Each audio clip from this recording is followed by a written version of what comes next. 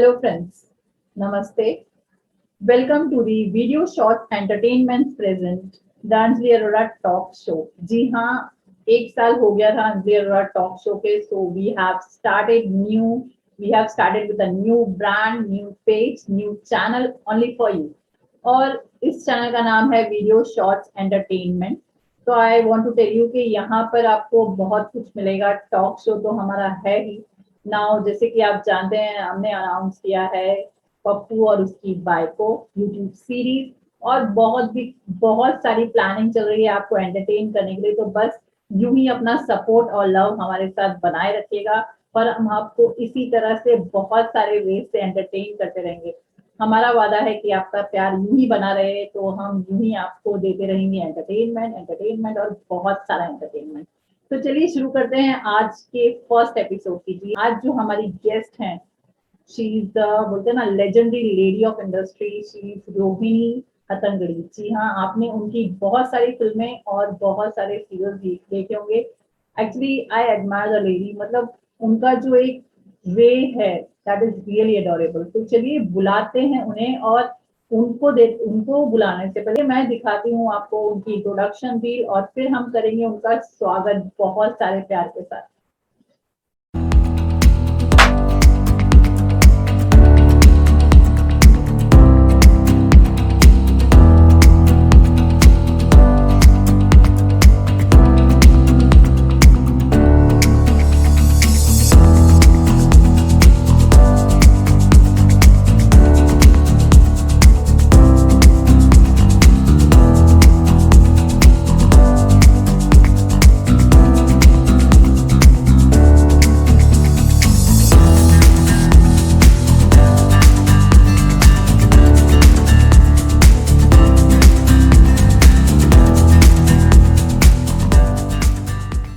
Introduction reel में ही आपने देखा कि द लेडी सो एडमायरेबल, मतलब she is one of my favourite. मतलब मैं इतनी एक्साइटेड हूँ आज उनसे बात करने के लिए।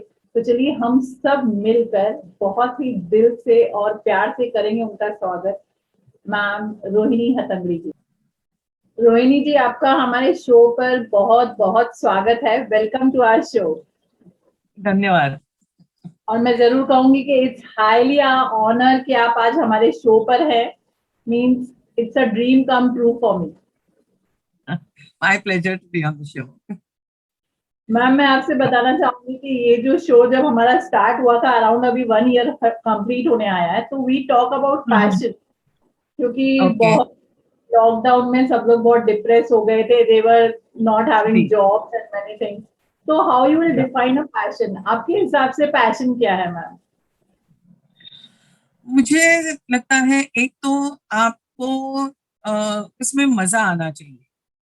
जो भी आप कर रहे हो उसमें मजा आना चाहिए, खुद को आनंद मिलना चाहिए। You must feel happy about whatever you are doing. जी। और उससे शांति मिलनी चाहिए कि हाँ मैंने ये किया है तो ये बहुत अच्छा हुआ है, and now I am happy that I am doing this. Right. इसके परे जाके एक तो ये है, उसके परे जाके उसमें और भी ज्यादा कुछ मैं कर सकूं या तो करूं, ये उसमें आपका वो होना चाहिए कि सिर्फ करके हाँ बहुत बहुत बस हो गया।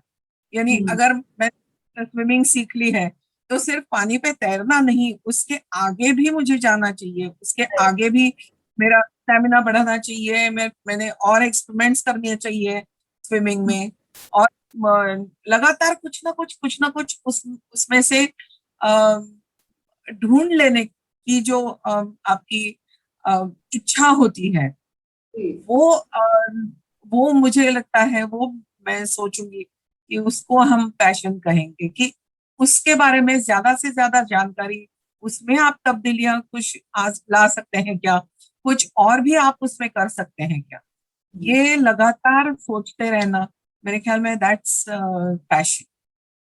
You mean to say it should be like कि पैशन तो ले लिया, मगर उस पे और इम्प्रूवमेंट और वर्क करते रहना चाहिए। है, हाँ। यानी एक बार मैंने नाटक में काम कर लिया तो वाह वाह मैंने कर लिया, बस हो गया, अभी मैं टैलेंटेड एक्ट्रेस हूँ बस, ये यहाँ तक नहीं चलेगा। उसमें जी। से भी और भी कुछ आपने एक्सपेरिमेंट्स करने चाहिए, और भी नाटक करने चाहिए, और भी कुछ आपको अगर कुछ बताना है, कुछ मालूमात करने हैं, तो वो आपने बार बार ढूंढना चाहिए. I mean that process of learning in that particular discipline जी. and doing something in that discipline, giving something to the discipline, ये भी उसमें होना चाहिए. True, ma'am, and I will say कि आपकी जो जर्नी रही है इंडस्ट्री में, it is full of passion, I will say, because जो 1978 से I think so you have started till now you are working. Hats off to Yes, you. thank you. Ma'am हम आपसे थोड़ा सा मतलब ज्यादा डिटेल में तो नहीं पूछेंगे, मगर एक छोटा सा जरूर चाहेंगे कि एक होता है, एक लाइफ में एक मोमेंट आता है जब लगता है कि यार मुझे एक्टर बनना है, तो ऐसा मोमेंट आपके लाइफ में कब आया था, when you started your passion journey? नहीं, actually right from my childhood, I have been on the stage in the sense not professionally, I mean, but मैं जब आई थिंक थर्ड स्टैंडर्ड में थी तब से ही मुझे मेरी माँ ने डांस सीखने के लिए, तो क्लासेस होते हैं ना, I mean as a hobby, कि हम 2 या 3 बार जाओ और एज अ हॉबी आप डांस करो. और हाँ हाँ, हमारी रोहिणी डांस करती है, तो कभी गैदरिंग में फैमिली गैदरिंग में चलो रोहिणी डांस करके दिखाओ, तो रोहिणी डांस करने लग गई. ऐसा इस एज में मैंने ये शुरू किया था. आई मीन तब मैं नहीं कहूंगी कि वो पैशन था, ऐसा नहीं, लेकिन मुझे अच्छा लगता था. किसी ने सराहा, किसी ने बोला कितना अच्छा डांस करती है, मुझे अच्छा लगता था. तो वो थोड़ा सा मेरे अंदर अ, वो आ गया था कि अ, मुझे ये अच्छा लगता है. यहाँ तक वहाँ वो था. उसके बाद जब मैंने फर्स्ट मेरा चिल्ड्रंस प्ले था एक्चुअली.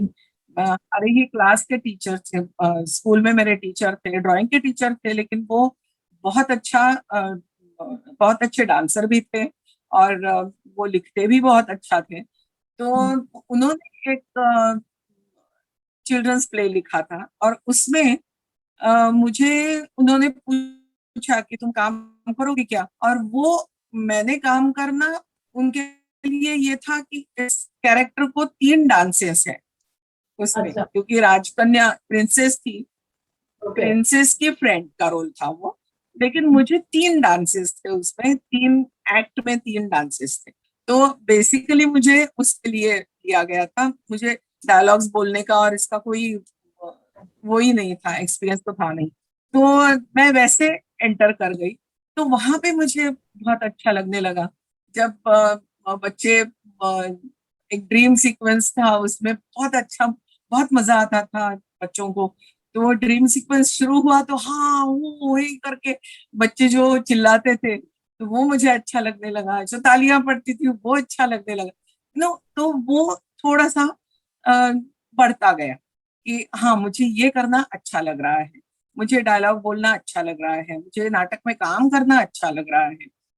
तो ये उसके बाद जब मेरा पहला एडल्ट एडल्ट यानी बड़ों का प्ले था, आई जी. Mean it was not a children's play.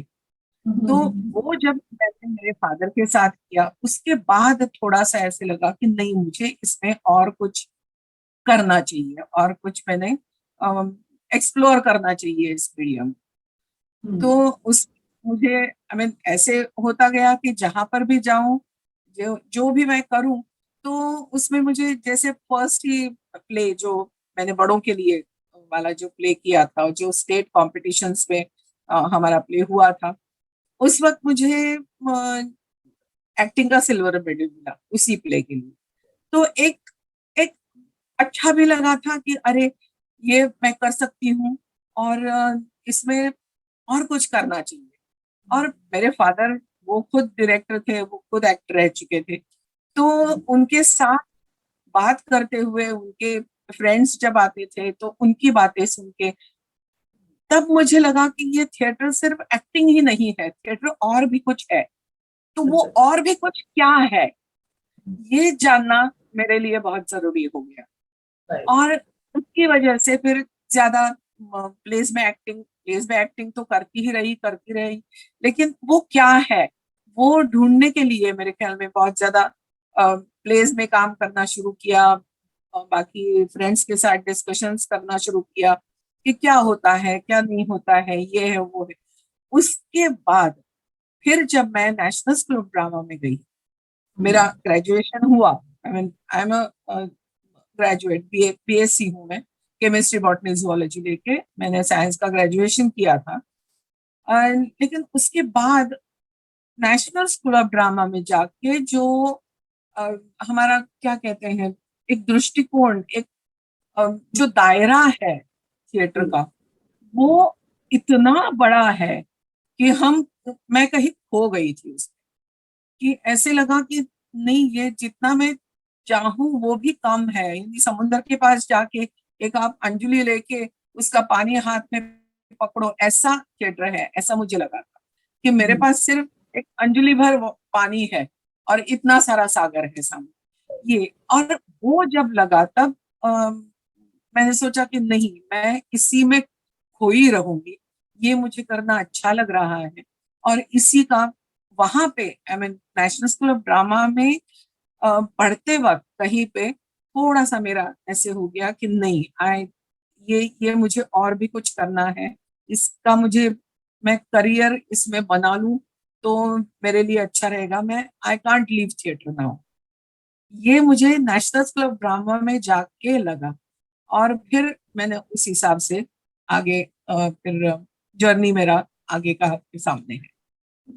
तो मैम मतलब इंस्पिरेशन आपको जब स्टेज पे पहुंच के, मतलब थिएटर में वर्क करना इज वेरी डिफरेंट टोटली, तो वो आपको या कॉन्फिडेंस बचपन से ही आ गया था ये कि जी आपको शुरू जी से ही कर सकते हैं। जी तो मैम मैं आपसे जरूर पूछना चाहूंगी कि जब फर्स्ट टाइम कमर्शियली जब आपने थिएटर में वर्क किया तो how was your excitement experience, थोड़ी सी नर्वसनेस तो होती होगी। नर्वसनेस तो हर शो में होती है। ये तो नहीं है कि शो काफी प्ले आई मीन शोज हुए हैं, 10-12 शोज हुए हैं, अब तो हाथ में आया है, ऐसा कुछ नहीं है। हर शो में बटरफ्लाईज इन स्टमक विंग्स पे होते ही हैं मेरे। लेकिन वो मेरे ख्याल में अच्छा है, क्योंकि मुझे याद है हम नेशनल स्कूल ऑफ ड्रामा में थे तो हमारे डायरेक्टर अलकाजी, इब्राहिम अलकाजी मेरे गुरु, तो वो प्ले से पहले जब आते थे ग्राउंड लगाने के लिए, तो कोई ऐसे बहुत टेंशन में अपनी अपनी लाइनें बोल रहा है, कोई ऐसे ही पाँव पे पाँव डाल के ऐसे वो कर रहा है, तो वो जो बहुत रिलैक्स रहता था उसको क्या कहते हैं, come on, be be in your this thing, be alert, ऐसे उनको बोलते थे। और जो बहुत ही टेंशन में है, रिलैक्स रिलैक्स, कोई बात नहीं हो जाएगा ऐसे कहते थे। तो आई मीन अपने आप को मेंटेन रखना, अपने आप को अलर्ट रखना बहुत जरूरी है। You can't take things for granted, stage पे कुछ भी हो सकता है, यू नो। तो that's what I feel is very important. Stage पे जाने से पहले आपको अलर्ट होना बहुत जरूरी है, क्योंकि आई मीन आपको मालूम है स्टेज पे अगर थिएटर की बात करें तो स्टेज पे अगर एक हाथ प्रॉपर्टी नहीं है, वहां पे कोई भूल गया है वो प्रॉपर्टी और वो इम्पोर्टेंट है, तो क्या करेंगे आप? तो वो भी इतना जरूरी है। कहीं पर स्टेज पे कहीं कोई कील नहीं गिरी है ना, वो साफ है ना, वो देखना चाहिए। आपकी प्रॉपर्टीज आप जगह पे है ना, वो देखनी चाहिए। सारी प्रॉपर्टीज अगर जगह पे नहीं है, अगर कोई चीज जेब में होनी चाहिए तो जेब में है ना, वो भी देखना चाहिए। सब कुछ चेक करना चाहिए, तभी आप कह सकते हैं कि हाँ, now I am relax, now I can concentrate on my performance. ये सारी बातें जो है वो बहुत जरूरी है करना, और ये इसके लिए वो अलर्टनेस होनी चाहिए। You can't take things for granted. तो वो ये मैं हर शो के बारे में बता रही हूँ, लेकिन पहला शो मेरा जो था वो डॉक्टर लागू के साथ काम किया था मैंने। और मराठी में ही वो था, कस्तूरी मृग नाम का प्ले था, वसंत कानेटकर लेखक थे उसके। और वो मेरा पहला प्ले था। तो वो तो बटरफ्लाईज इन स्टमक तो बहुत ज्यादा, क्योंकि डॉक्टर लागू के सामने खड़े रहना था, और मैं कहाँ डॉक्टर लागू कहाँ, ऐसे थोड़ा सा वो था। लेकिन फिर भी somehow, even when your director believes in you, you have got that courage ना। तो डॉक्टर साहब ही डायरेक्टर थे उसके, तो I could manage I could manage it nicely. वो बहुत अच्छा प्ले रहा मेरा। मैम मैं जरूर ये कहूंगी कि जैसे होता है कि हम लोग जब थिएटर में वर्क कर रहे हैं और वहां पे बोलते हैं ना एकदम लाउड हमें, ताकि लास्ट सीट तक आवाज जाए हमारी, हमारे डायलॉग हाँ जाए, और वही जी। अगर हम टीवी पर जब कर रहे होते हैं तो क्या डिफरेंस है इन एक्टिंग? एक्टिंग में सब सी कॉन्शियस रहना बहुत जरूरी है। एक तो आप थिएटर में जब काम करते हो तो पहली रो आपसे 15 फुट दूर होती है। जी। तो 15 फुट दूर वाला आदमी आपको जब देख रहा है तो आप फुल फिगर होते हो वहां पे। तो आपका एक भी आपका स्टांस ठीक रहना चाहिए। जैसे अभी एक बहुत ही फनी उदाहरण में बोल रही हूँ, बहुत ही फनी है ये, कि जब वर्क फ्रॉम होम जैसे करते हैं, और काफी सारे उस पे जोक्स भी आए हैं कि ऊपर टाई वाई है और नीचे बरमूडा है।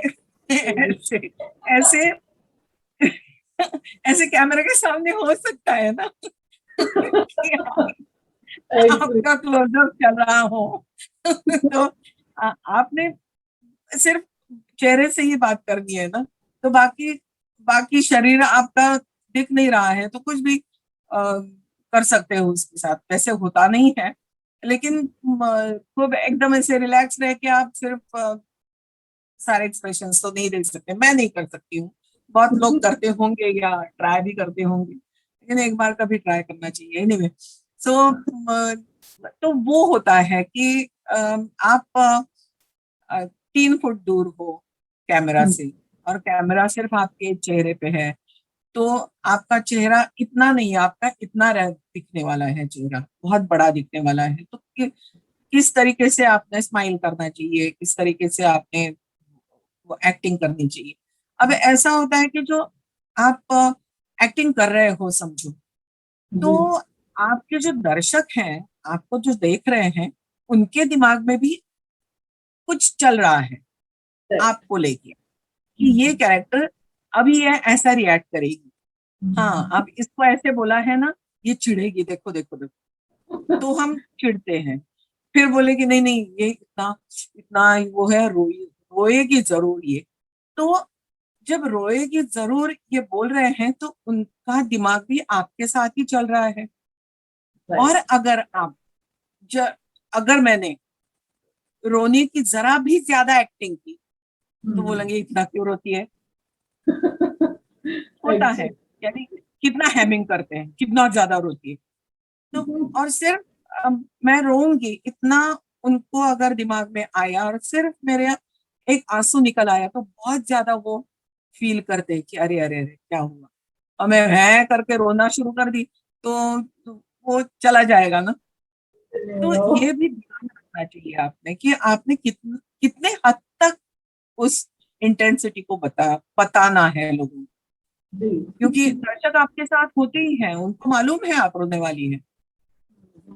तो आपने सिर्फ एक आंसू भी ढाला तो भी वो तक पहुंच। कन्विंसिंग होता है। आपको मैं करके रोने की जरूरत नहीं होती है। तो ये थोड़ा सा दिमाग में रखना चाहिए। अ, और फिल्म का और टेलीविजन का अ, मेरे ख्याल में नियरली एक ही होता है। सिर्फ टेलीविजन में ये होता है कि आपके कभी कभी शॉट्स बहुत ज्यादा होते हैं, या लंबे लंबे शॉट्स होते हैं, कैमरा मूवमेंट बहुत ज्यादा होती है कभी कभी। तो वो थोड़ा सा ध्यान में रखना चाहिए। लेकिन थिएटर और फिल्म्स और टेलीविजन में ये फर्क है कि आपका दर्शक 15 फुट दूर, पहला दर्शक आपका 15 फुट दूर होता है, और यहाँ पे कैमरा सिर्फ 3 फुट दूर होता है। ये दिमाग में रखना चाहिए। वहां पर भी लॉन्ग शॉट्स वगैरह वो होते ही हैं, लेकिन ये थोड़ा सा फर्क अगर आपने दिमाग में रखा तो इट बिकम्स इजी। राइट। बहुत इंटरेस्टिंग पॉइंट मैम आपने ये शेयर किया है एक्चुअली में, कि ये हमें बहुत मायने रखता है कि कैमरा कितना दूर है, दर्शक हमें किस तरह से लेंगे। तो मैम मैं आपसे जरूर पूछूंगी कि आपको कितनी लैंग्वेजेस आती हैं?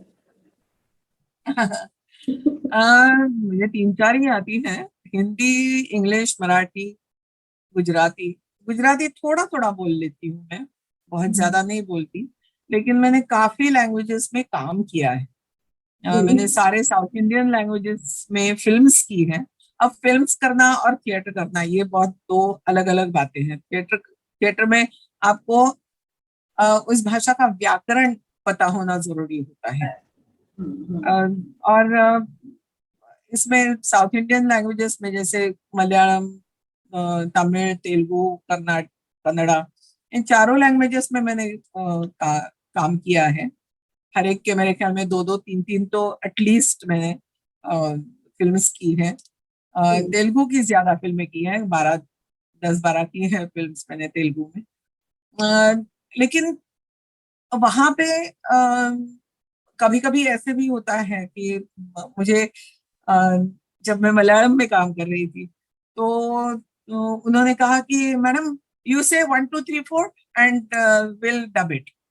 मैंने ओके। कहा 1 2 3 4 में कहने के लिए बहुत आसान है 1 2 3, लेकिन मैं क्या कह रही हूँ वो तो मुझे पता होना चाहिए।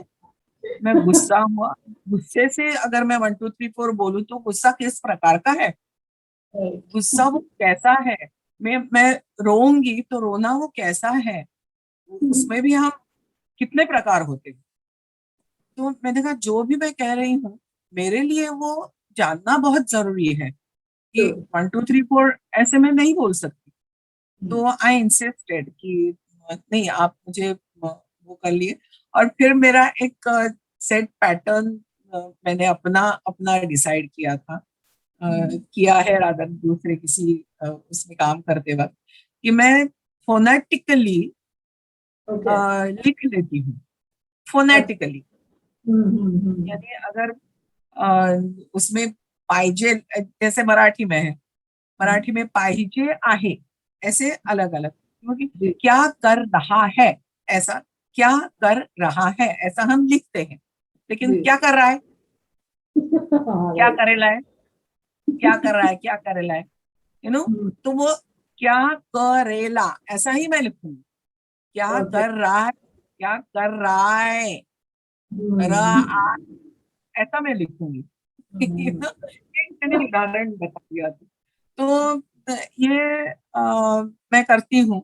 और बेसिकली मुझे क्लोजअप्स के लिए वो बहुत जरूरी लगता है, क्योंकि क्लोजअप्स में अगर आपके लिप्स कहीं जा रहे हैं और आपकी आवाज कहीं जा रही है वो अच्छा नहीं। इवन कभी आउटसिंक होता है, सेम होता है, सेम डायलॉग्स होते हैं, लेकिन कभी कभी आउटसिंक होते हैं डायलॉग्स। तब भी आप अपन को बहुत हमको अ, तकलीफ होती है कि अरे ये आउटसिंक जा रहा है, ये कब कहा था इसने, ये कब कहा था इसने, ऐसे होता है।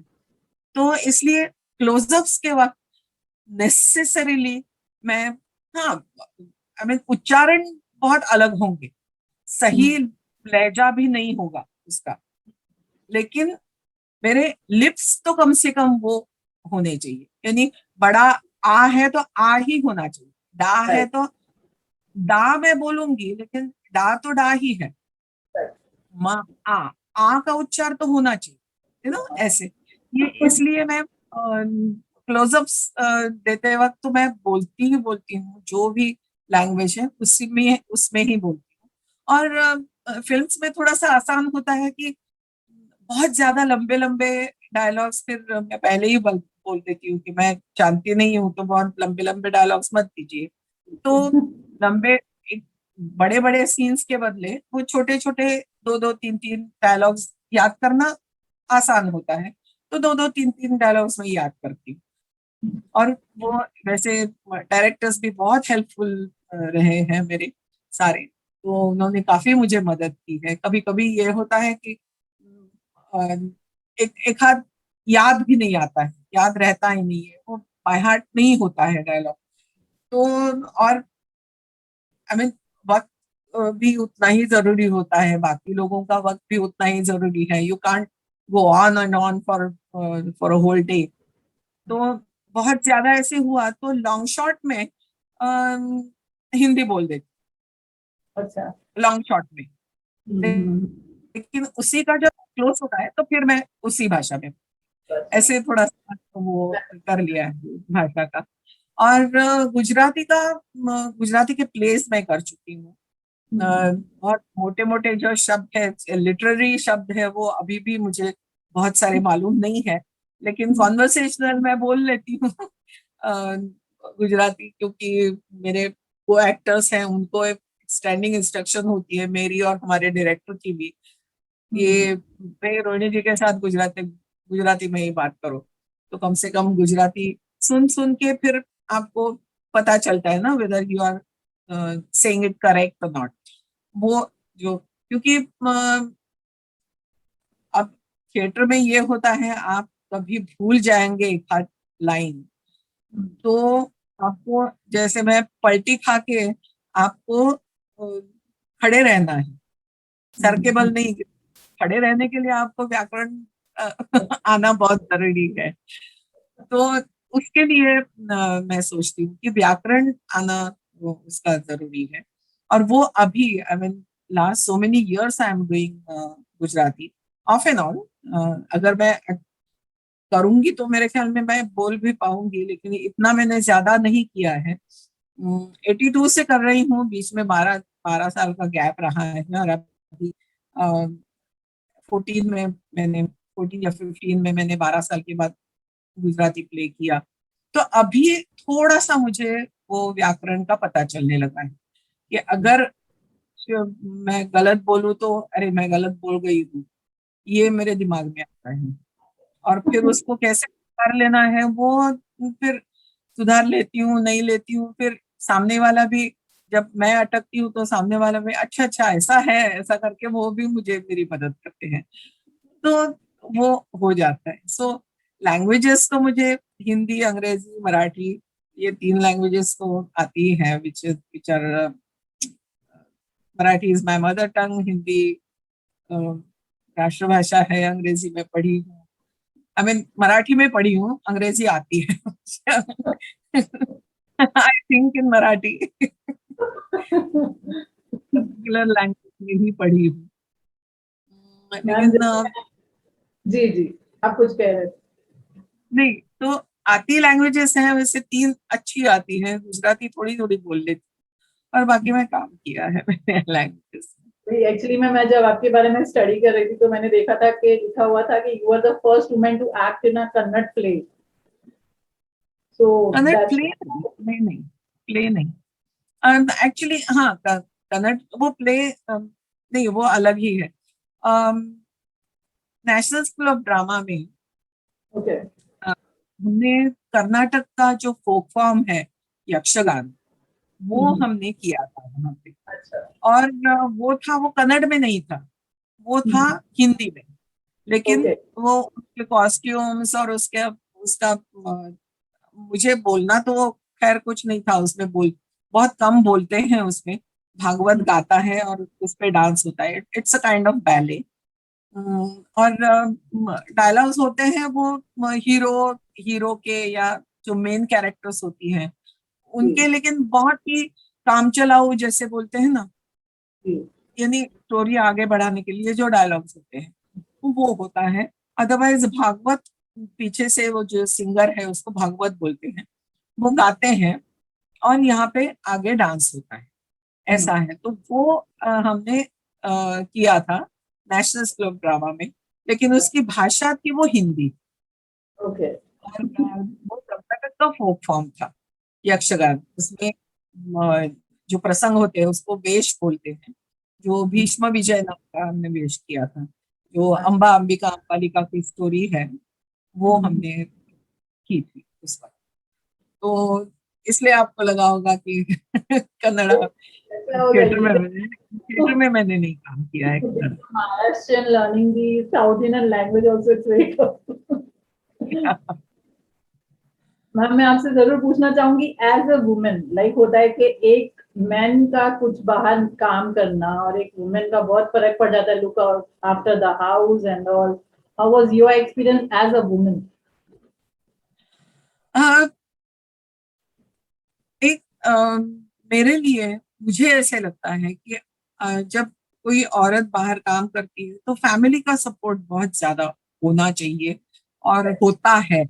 हम मैंने मेरे मेरी सारी सहेलियां जो काम कर रही है, उनकी फैमिली से उनको हमेशा सपोर्ट मिला है। तो माँ बाप तो खैर देते ही देते हैं अपनी बेटी को सपोर्ट। कभी कभी ऐसे होता है कि हाँ अभी बस, हाँ अभी हो गया, तुम अभी ये नहीं करोगी, घर का काम सीखो वगैरह, ऐसे होता है। लेकिन ज्यादातर बेटियां घर से उनके सपोर्ट होता है, जो भी उनकी इच्छाएं होती है वो पूरी होती है। गाना सीखना है, डांस सीखना है, ये वो है, सब सब किया जाता है। लेकिन प्रॉब्लम आती है शादी के बाद। ठीक है, ये हमेशा की प्रॉब्लम है कि शादी के बाद ये होता है कि पहले घर का देखो, बाद में अपना। यानी गाने वाली मेरी सहेलियां जो अच्छा अच्छा गाती थी, वो भी बंद हो गई। मुझे अच्छा। बहुत अफसोस होता था जी। कि ठीक है, लेकिन उसको गाना कंटिन्यू करने दो ना, वो प्रोफेशनली थोड़े ही कोई गा रहा है। राइट। लेकिन नहीं, नहीं, पहले घर देखो, बाद में, घर देखने के बाद वो करो।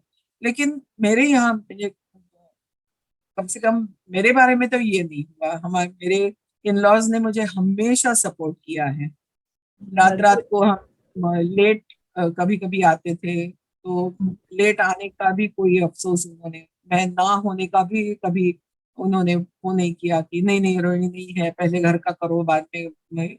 ये भी कुछ मेरे बारे में उन्होंने किया नहीं। तो मुझे हमेशा उन्होंने सपोर्ट किया था कि जो भी है। और ये भी कभी कभी होता था कि मैं समझो जरा over, if I over sleep, तो मेरी सास जी और मेरे हस्बैंड जयदेव जी मुझे जगाते थे, तो वो बोलती थी नहीं नहीं, अभी उसको सोने दो, कल रात को 1 बजे आए हो ना, तो थोड़ा सा सोने दो उसको। ऐसे करके वो सारा काम संभालती थी। इनफैक्ट जब वो गुजरी तो मेरा बेटा 6 साल का था, ओके। और चल जाने के बाद दूसरे दिन सडनली इट वर्ड मी।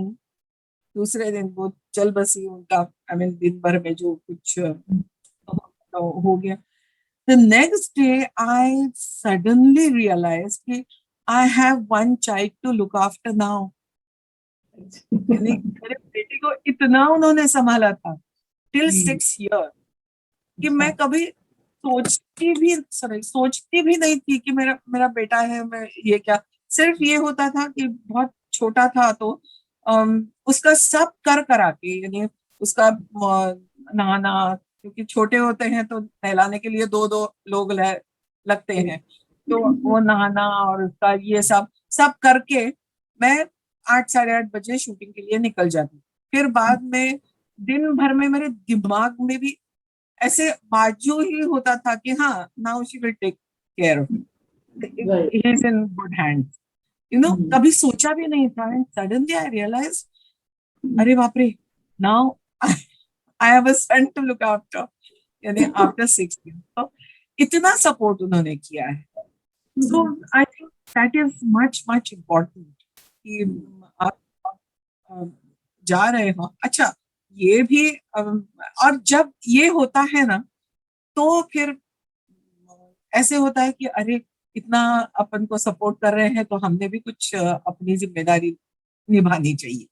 सही यू नो, बात है। वो तरफ से फिर आज अपने आप आ जाता है, वो कहने की जरूरत नहीं होती है। अगर कहीं आपको विरोध करे तो अच्छा, आप ना बोल रहे हैं ना, मैं करूंगी करूंगी, और क्या कहते हैं उसको, डिफायंस में आप अपनी ड्यूटीज भूल जाते हो कभी, वो भी। कि तो दोनों तरफ से वो होना चाहिए कि मैं इतना कर रही हूँ तो उन्होंने भी रियलाइज करना चाहिए कि ये लड़की जाती है, अगर नौकरी कर रही है तो सुबह सुबह 6:30 बजे उठ के सारा काम करके अगर 8 बजे की ट्रेन पकड़ के नौकरी के लिए जाती है, वापस आते आते उसको 8 बज जाते हैं, तो कम से कम शाम का खाना तो मैं बना के रखूं, तो वो राइट। लड़की आ खा लेगी। ये अगर उन्होंने या घर के लोगों ने सोचा कि उसके ऊपर बहुत ज्यादा अ, जिम्मेदारी ना डाले, जी। तो वो खुशी होती है कि हाँ शाम को तो ये होता है, तो मैं सुबह में मैं करके जाती हूँ, शाम को वो कर रही है, so it it's mutual, it has to be mutual, true. It can't be one sided कि बहुत मर मर के काम करिए, फिर होता है वो स्टेकअप होते होते होते होते फिर कभी एक बार। आपने ये चीज सही कही कि हमें एक फैमिली का सपोर्ट मिलना बहुत जरूरी है, तो हमें एक इंस्पिरेशन भी हो जाती है, रिलैक्स होता है कि हाँ भाई घर जाएंगे तो रात का खाना तो एटलीस्ट बना हुआ मिलेगा। हम्म, तो मैम मैं आपसे जरूर पूछूंगी कि आपने ऑलमोस्ट सब बड़े कलाकारों के साथ काम किया है, तो आपका पर्सनल फेवरेट कौन है? ऐसा पर्सनल फेवरेट ऐसा ऐसा नहीं कह सकती, लेकिन जो भी जिनके साथ भी मैंने काम किया है वो सारे के सारे एक्टर्स बहुत अमेजिंग थे। किसी के साथ ऐसे नहीं क्यों कर रही हूँ क्योंकि ये ऐसा मैंने किया तो उसने वन अपमैनशिप में थोड़ा सा मेरा परफॉर्मेंस खाने की कोशिश की वगैरह, ऐसा कभी कभी हुआ नहीं है। तो सारे एक्टर्स जो मिले हैं मुझे वो हमेशा अच्छे मिले हैं, very supportive right from the beginning, बिल्कुल। आई मीन मैं जब न्यू कमर थी इस इंडस्ट्री में, तब से लेके आज तक सारे के सारे मुझे बहुत अच्छे आर्टिस्ट मिले हैं, बहुत सपोर्टिव मिले हैं। तो मैम मैं क्योंकि आपसे, जी जी जी, बस। इवन इन तेलुगु मुझे याद है अभी मैंने फिल्म की थी जिसमें वेंकटेश जो हिंदी में भी काम करते हैं, और जी। अपना महेश बाबू, ये दोनों मेरे पोते होते हैं। ओके। तो ऐसे एक एक डायलॉग मुझे सबके साथ, यदि 5-6 लोग हम थे, डाइनिंग टेबल का सीन था और मुझे बोलना था, ओके। और कुछ करते करते मुझे ये यहाँ से प्लेट यहाँ से डाली, यहाँ से उठा के यहाँ रख दी, ऐसे कुछ करके करके बोलना था मुझे, और मेरा वो नहीं हो रहा था, आई मीन बाय हार्ट नहीं हो रहा था, और मैं थोड़ा सा भी ऐसे, हमने जब बाय हार्ट किया होता है जो सही नहीं आया तो हम अटक जाते हैं, वैसा मैं अटक रही थी, मैंने ये सही नहीं आ रहा है, इसलिए नहीं सही नहीं आ रहा है तो बोल देना ना। मैंने कहा नहीं ना ऐसे बोल सकती हूँ, तो वेंकटेश ने कहा डोंट वरी, तो ऐसे भी करूंगी ना तो भी ये डबिंग में कर लेंगे सब।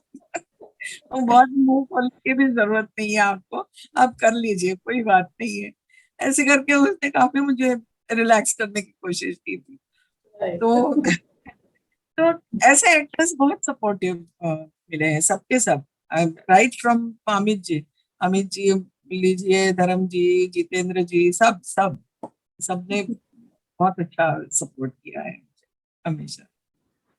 मैं आपसे मतलब होता है ना, बहुत ही मुझे मजा आ रहा है आपके साथ बातें करते हुए। मैं आपसे ये पूछना चाहूंगी कि जैसे होता है कि पहले 40 इयर्स अराउंड आपने इंडस्ट्री में निकाले, तो पहले और आज में आप क्या डिफरेंस पाते हैं? आ, आ, अभी फिल्म इंडस्ट्री की बात करें तो जब मैंने शुरू किया था तो शिफ्ट जो हम कहते हैं 6 to 9 ऐसे होती, 6 to 9 नहीं, 9 to 6, सुबह हम्म। 9 बजे की 6 बजे खत्म होती थी, और हम 6:30 बजे सेट के बाहर होते थे। हम्म। अब क्या हुआ है, 9 to 9 की शिफ्ट लगना शुरू हो गया, 12 घंटा कोई काम करता है, 12 घंटे की शिफ्ट आजकल है। तो we have to succumb to it, क्योंकि एक तो ये टेलीविजन ने ये टेलीविजन में तो वक्त की बहुत मारामारी होती है, क्योंकि एक एपिसोड इतने दिन में अगर नहीं हुआ तो ओवर बजट जाता है, तो ओवर बजट कम करने के लिए फिर ज्यादा काम करो, फिर ज्यादा काम करो, तो वो 9 to 9 की शिफ्ट, यानी 9 to 6।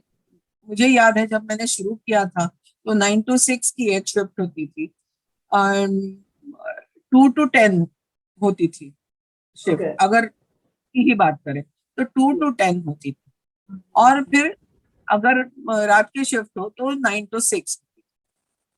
अभी शिफ्ट का तो जमाना ही गया, वो शिफ्ट का जमाना गया है।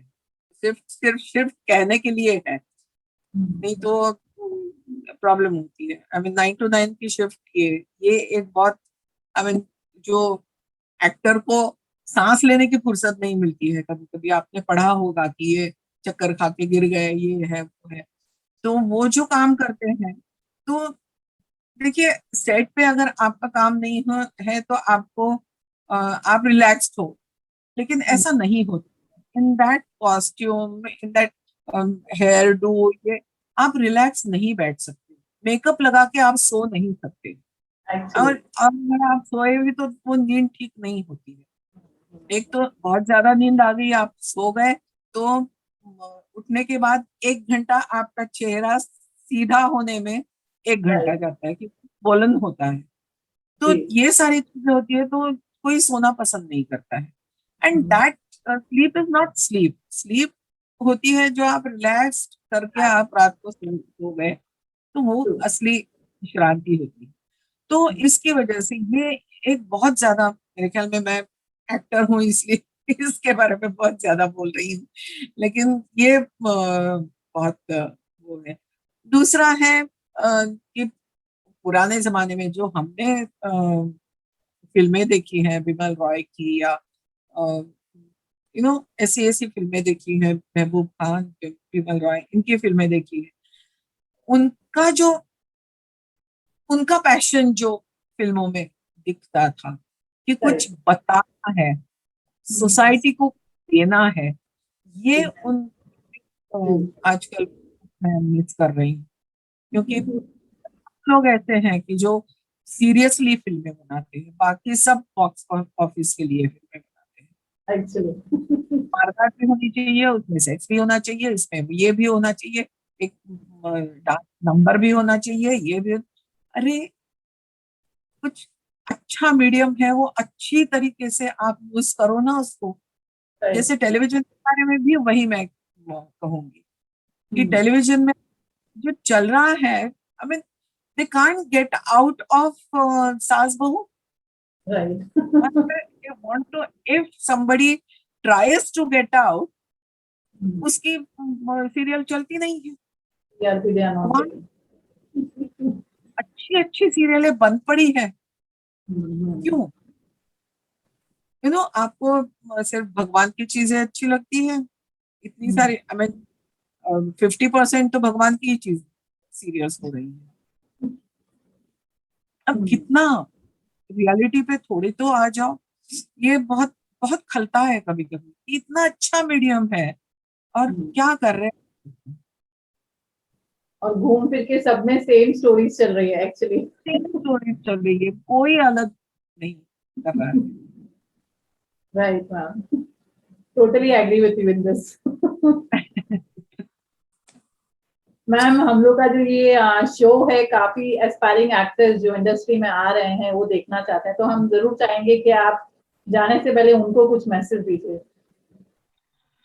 मैसेज तो ये है कि जो ये शो का ही जो आप मैसेज देना चाहती है, पैशन वाला, एक जी। तो आपको क्या करना है ये पहले ढूंढ लीजिए।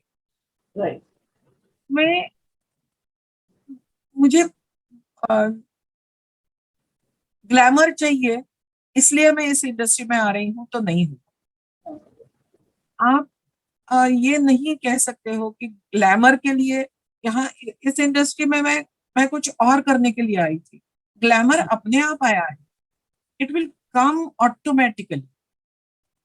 अगर आपको करना है तो उस थिएटर के बारे में, और थिएटर में नाम होता है या चेहरे दिखते हैं, इसके सिर्फ एक्टिंग ही करनी है, तो आई एम सॉरी।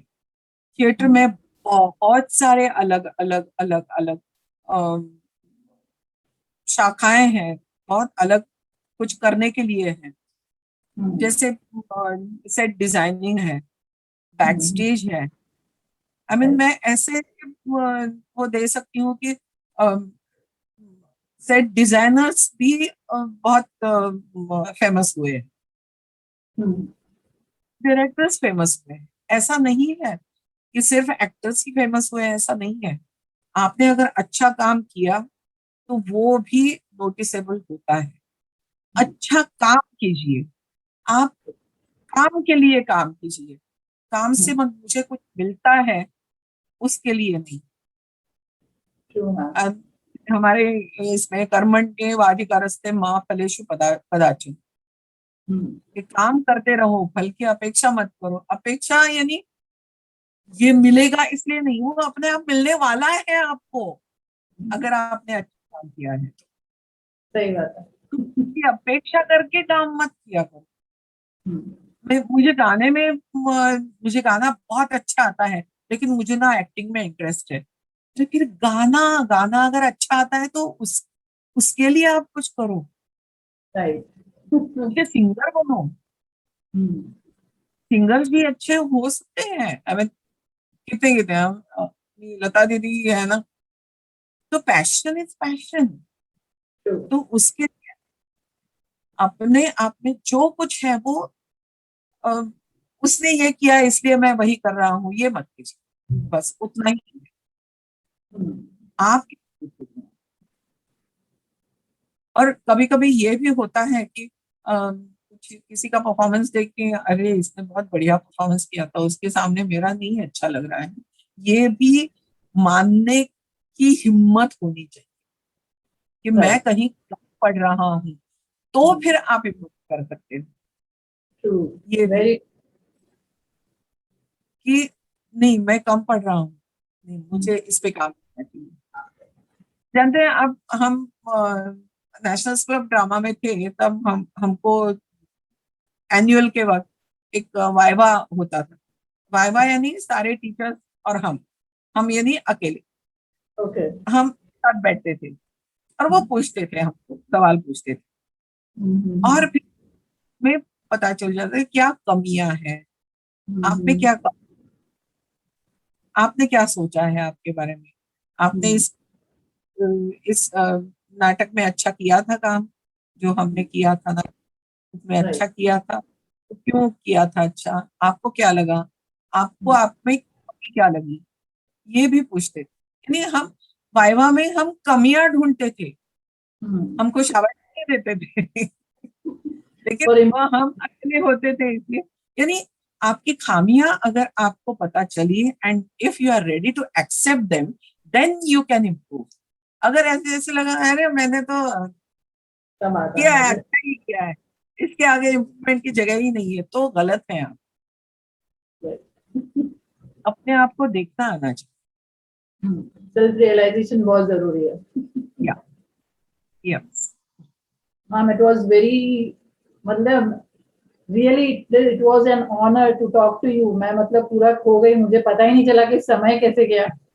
अरे बाप रे, क्या started, या मैं आपसे जरूर पूछना चाहूंगी मैम कि आपको हमारे शो पर कैसा लगा। अरे बहुत बढ़िया, मजा आया। बहुत अच्छा लगा क्योंकि काफी बातें मैंने बहुत ही फ्रैंकली की है आपसे, और ऐसा लगा कि मैं कर लूं फ्रीली बातें। तो बहुत अच्छा लगा आपके शो पे आके।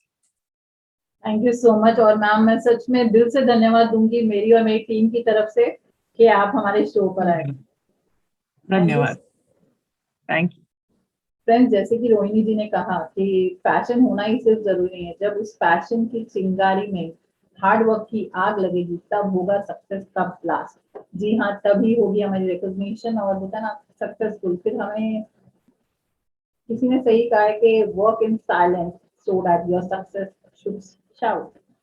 जी हाँ, तो चलिए फ्रेंड्स, और मैं आपसे जरूर चाहूंगी कि आपने एक साल तक जो हमें बहुत अच्छा सपोर्ट किया है, वैसे ही आप हमारे इस न्यू ब्रांड को, हमारे न्यू चैनल को भी यूं ही सपोर्ट देंगे। और हमारा वादा है कि हम यूं ही आपके लिए लाते रहेंगे एंटरटेनमेंट हर हफ्ते। तो फ्रेंड्स, जाते जाते जरूर कहना चाहूंगी, चलते चलते मेरे ये गीत याद रखना, कभी अलविदा ना कहना।